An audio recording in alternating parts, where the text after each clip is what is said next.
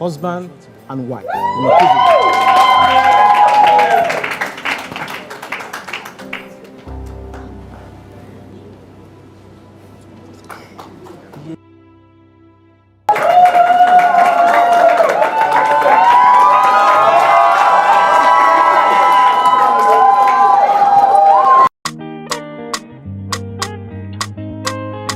Oh yeah, oh yeah. My baby sweet like honey. Shalom. Everything she do just to sweet my body. Shalom. She looking beautiful. She's my angel, African queen, my angel. Oh. Mama say carry go. Papa say carry go, let me be the one to love you forever. Yeah. Have you seen my baby? She's on fire. Yeah. Make you see my baby? She's on fire. Yeah. I mean, honestly, I think this explains why everyone sort of loves Selina. You know, it's such a homely movie. You feel like you're part of it. You feel like this could be you. That kind of thing, Jigga. So I feel like that's a major plus. And it's the kind of movie you can just watch with the rest of the family and just enjoy good acting. And wait, watch with the rest of the family. Hold up, let me scan. I think there were a few questionable scenes. I mean, nothing too much, but like you really don't want to watch them with your 4-year-olds or 7-year-olds. So yeah, I mean, that's it. But like, it was a good movie generally. So they showed us those scenes. And then, oh, another thing is that I like the fact that they used Angel's love story. What's the name of that? Is it Shola? What's the name of that one, Bobo? I like the fact that they use their own storyline to sort of show us a different kind of love. You know, like for instance, now we already have the Daniel Etimefyong and Bimbadi Moyes, you know, very mushy love, buy her everything she needs, you always blah blah blah. And then there was also these guys that it was almost as if, you know, the kind of girl that always emotionally blackmails her boyfriend. I mean, she loves him, all of that, but you're like, this one not go do it I want, except I show him small pepper jigger. So that was their kind of love story. And this place is really far. We should have used public transport. Who is we? Me, I use public transport the way I'm dressed like this. Is that not what you take before? This your car, what's it for? Work, and me. Work and me. Drive, let's go. I'm going to see my friends. I'm going to pick people on the road. You go. Yes, I'm going to pick anybody I see on the road, so we can use it to buy fuel. This place that we don't know anybody, you want to pick people. Yes. What if you're not going to pick ghosts? It's better. Is it not better to pick ghosts than waste my 30k fuel? Eh? Do you know how much fuel is now? Babe, now. Don't baby, please. Baby, sorry now. Sorry now. Be wasting fuel up and down.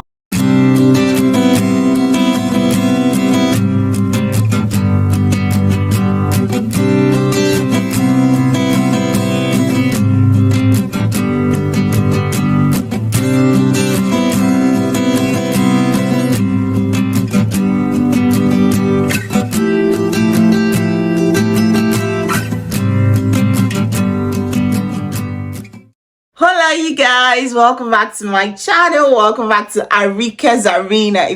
Before I get into all the drama, so because it's a movie review, right, I usually will try to keep the drama at the very minimum. So yeah, anyways, welcome back to my channel. My name is ARIKE. I film about faith,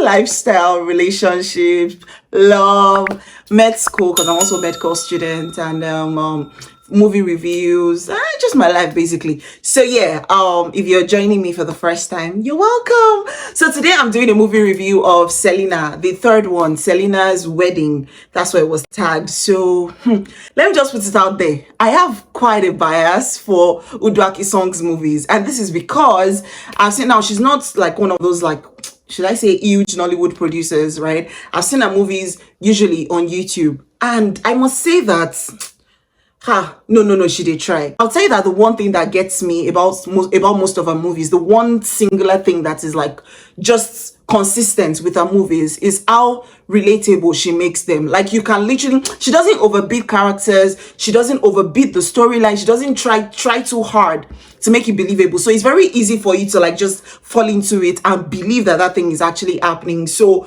yeah, I have quite a bias for a movie. I usually do not put out the score before my review, but for this one is a straight 8.5 over 10.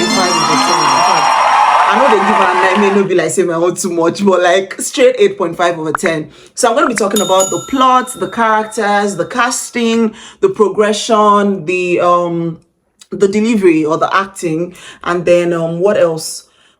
Then production generally. So I'm going to be talking about those things, and that's it. Come with me.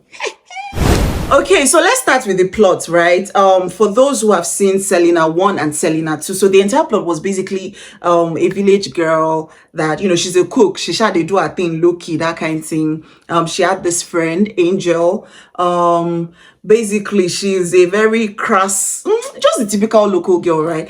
Another thing, let's not be like I'm giving Uduak so many compliments in this video, but I honestly almost cannot help it. So one other thing is that this is the first village girl story. In fact, to be honest, right, this storyline is sort of common. Like, we've seen it over and over again. The reason she's getting the kind of traction that she's getting, the reason Selina is such a, you know, everybody loves it kind of movie, is because they didn't just drop a transition on us. Like, it was as if we grew with Selina. Selina became, you know, this is the third one now. Selina became, you know, a character that everybody knew, that everybody was waiting to see how her life would turn out. A lot of these Nigerian movies, when they do this village girl something, next thing, once they take her to the city, the guy that took her to the city will buy her plenty nice stuff, buy her plenty nice clothes. Next thing, the girl have become, you know, girl. But I think for Selina, like, it was a progression. Like, they didn't just drop her on us. So I think that was what made it different, right?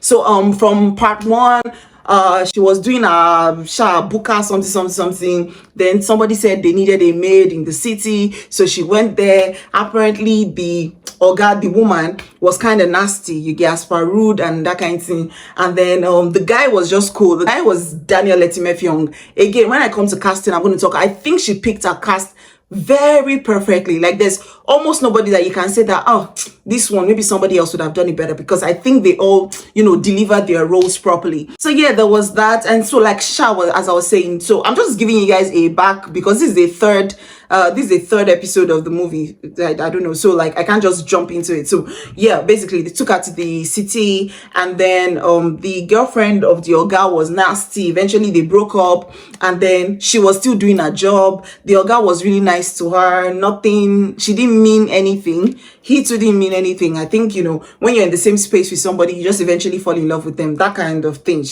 That was cliche, but like, it happened like that. And then basically that was where it started. So they now took us to the point where she now had to struggle with fitting into his own life, right? That was Selina part 2. That was literally what happened most of Selina part 2. You know, his sister finding out, having to go to dinner with his friends, having to reassure Selina that, you know, he was proud of her, he liked her, he loved her regardless of our kind of person, and whatever. That was the whole story. And then eventually, after I think at some point the sister frustrated her so much that she was like, you know what, she's done with this, she doesn't fit here. And that was how she left and went back to the village. And not village, you know, like, you know, from Ikeja to Mushin, that kind of movement. So yeah, so Sha went back. So at the end of part 2, they showed us how the sister now went to go and beg her. You know, it was the sister that frustrated her to leave in the first place. So she now had to go and beg her on behalf of her brother, like, you know, that, you know, his life has not been the same, something, she needs to come back. And so that was how she came back. That was the end of part 2. Part 1 was where it was Daniel that had to go and beg her at the end of part 1, because I think there was a scenario where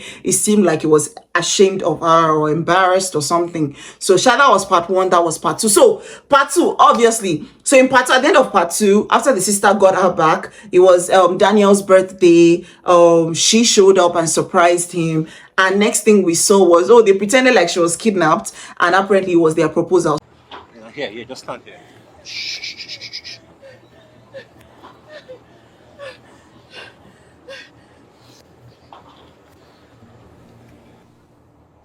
Come on, behave yourself. Sekina.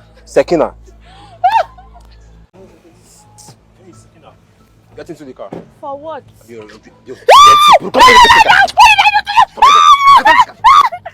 shit. Drive.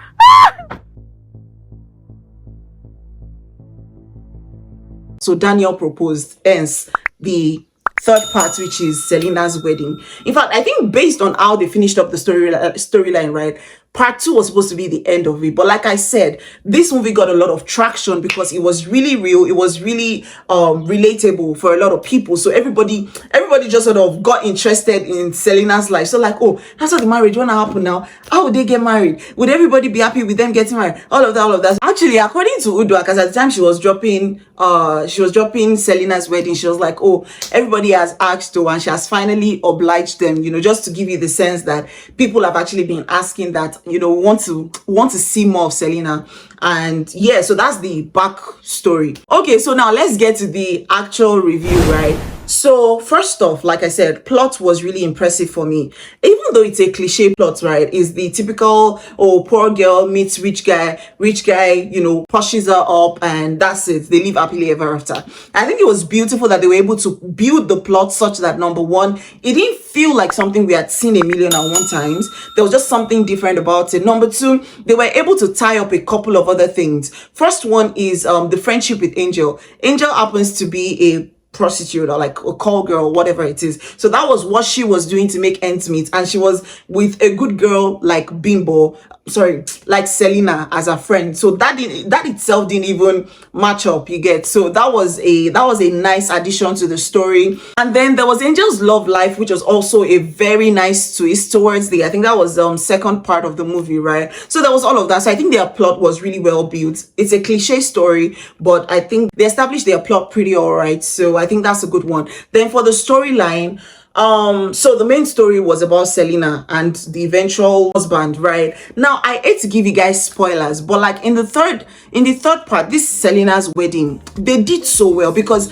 now after they had gotten to the point where they were going to get married, ordinarily, right, you would feel like, what else do they want to come and do? As per they've, you know, gotten past the, you don't like me, I'm poor, or, oh, I really love you, I'll do anything for you, oh, my family now accepts you. At least the sister had accepted her, so it was already a good place to end the movie. So on coming back, you'd wonder what else they want to do with the storyline, and I think they did.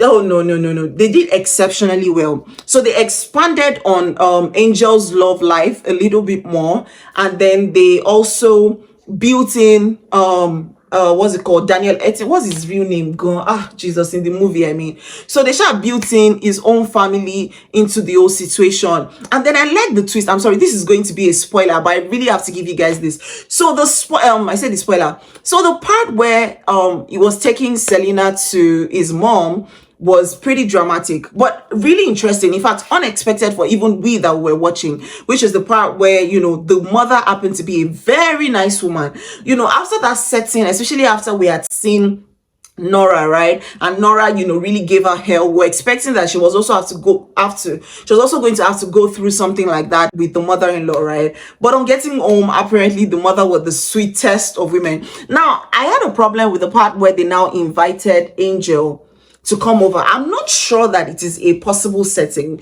You go to see your mother-in-law, then your husband-to-be happens to be traveling, and then you're like, also that you don't feel lonely or something like that, you like to invite your friend over to your mother-in-law's place, as in how, I mean, I get it, the mother-in-law is nice and all of that, nothing happened, but I just don't see that happening in like a real situation, you get. So that was it. And then let's go to the acting. Now I must be honest, I think they all delivered their role. See, hence why this movie is getting an 8.5 from me. I'm usually not that generous, but like the acting was so good. Is it Daniel Etienne? Is it Bimbo Ademoye? It's like some of these guys are A-list actors on a norm, so what do you expect?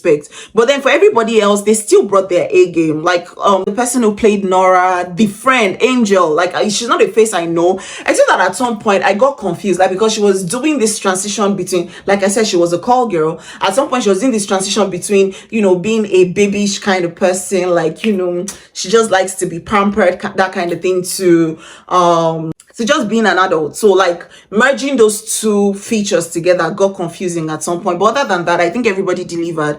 And even as far as what movie was it that was reviewing recently? Okay, it was She. That was like the extras were really extra. In this movie, even the extras were such good actors. They did so well. Like the chef at the mother-in-law's place, she was so smooth. The teacher, then okay, yeah. Then there was the scene, they had the scenes where what's it called? She was trying to learn English as Nora had advised. Also Nora was trying to take her through walking properly, things like that. I honestly like the fact that they showed us that there was no way she could have gotten it in such a short period of time. Like they actually showed us that she failed at it, because a typical a typical Nigerian movie would have shown you that, oh, they came to train her 2 days after she started speaking good English. I'm not sure that would have worked, right? So I think I like the fact that they gave us time to process the fact that this thing will tail before she eventually gets into this whole speaking English, blah, blah, blah. So I think that was nice. So they showed us those scenes. And then, another thing is that I like the fact that they used Angel's love story. What's the name of that? Is it Shola? What's the name of that one, Bobo? I just like the fact that they use their own storyline to sort of show us a different kind of love. Like for instance, now we already have the Daniel Etimefyong and Bimbadi Moye's, very mushy love, buy her everything she needs, you always blah blah blah. And then there was also these guys that it was almost as if, the kind of girl that always emotionally blackmails her boyfriend. I mean, she loves him, all of that, but you're like, this one not go do it I want, except I show him small pepper jigger. So that was their kind of love story. And eventually at the end, they had a moment of their own and all of that. I guess I can almost assume that if they're going to still build on this, they would have to really expand their own love story. But yeah, that's it. I think they all delivered their characters well. They all acted pretty good. So what else have I not talked about? Okay, yeah, production. I think production was really good. However, I think it could be better. But a plus for them was the wedding scene. The wedding scene was really, again, like I said, Uduaki song really has a thing for relatability or something, because like it was so typical Nigerian wedding. Not too much. I mean, the not so extravagant Nigerian weddings. That was what it looked like. Although I think I would have liked if there was at least an actual bridal train. Like for instance, Angel and Nora, I don't know which of them was supposed to be the chief bridesmaid, but they didn't wear anything to depict that, right? We saw the Ashwebi girls, so I feel like I would have liked it if either Angel or Nora, whichever amongst them was supposed to play the chief bridesmaid, should have looked the part. There was nothing like that, so we didn't even know who the chief bridesmaid was. But other than that, I think the wedding scene was very homely, right? And also there was the part where they had this meeting with the wedding planner. That was very relatable. It was I mean, honestly, I think this explains why everyone sort of loves Selina. It's such a homely movie. You feel like you're part of it. You feel like this could be you. That kind of thing, do you get? So I feel like that's a major plus. And it's the kind of movie you can just watch with the rest of the family and just enjoy good acting. And wait, watch with the rest of the family. Hold up, let me scan. I think there were a few questionable scenes. I mean, nothing too much, but like you really don't want to watch them with your 4-year-olds or 7-year-olds. So yeah, I mean, that's it. But like, it was a good movie generally. All in all, like I said, I'm giving an 8.5. I hope I didn't miss out anything. You guys, let me check, because I've not checked my jots thing.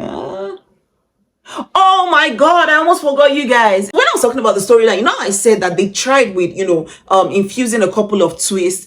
A major twist was the ex coming back in the third part. I'm not going to give you the details so that I don't ruin it for you guys, but like, bruh, the ex showed up and they made it so, like, they did it such that the story came in as swiftly as it came out. As it went out. Do you understand? It didn't complicate the entire situation. When they try to add something new in the middle of a movie and it just complicates the entire thing, you're like, where did this one come from again? Do you understand? They brought it in and took it out. Like, it was so, and it was like, it made its impact, but I don't know, it was really clean. It was really clean. That twist was really clean. So yeah, I think that's about, let me check if there's anything else. Okay,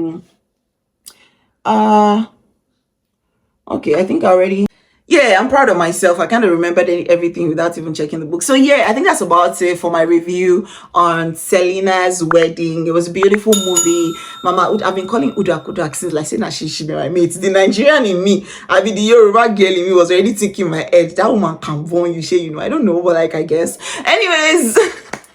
No, side story. Anyways, I think it was a really beautiful movie. Thank you to her for, you know, putting this up, and thank you to the actors, to Bimbo, to Daniel Etim Effiong, to all the rest of them that I really don't know their names. I think they did really well, and so I hope we have more of this. You know, when we tell Nollywood people that, oh, their movies are not this enough, they feel like, you know, it always looks like you just have to make it more what's the word now, extravagant, like, oh, is the extravagance that is a good movie? I don't think so. Some really simple movies. Another one is Picture Perfect, the one that had Nino Lowo, Bolalale Nino Lowo. I don't think, if I think they're bringing another one, there's a new, so I'm going to do a review on that too. You know, there's some really simple movies, but just give you the feel of watching good good acting, good production. You know, it's just good to watch. It's enjoyable to watch. So yeah, I think cheers to movies like that. Anyways, thank you for coming to my TED Talk today. Thank you for enjoying this movie thus far. So if you have gotten to this point, I see no reason why you should not have subscribed. So please, if you've not subscribed, this is me begging. I beg. Subscribe. And yeah, I'll see you in my next video. We have a show ongoing on my channel. It's called Breathe.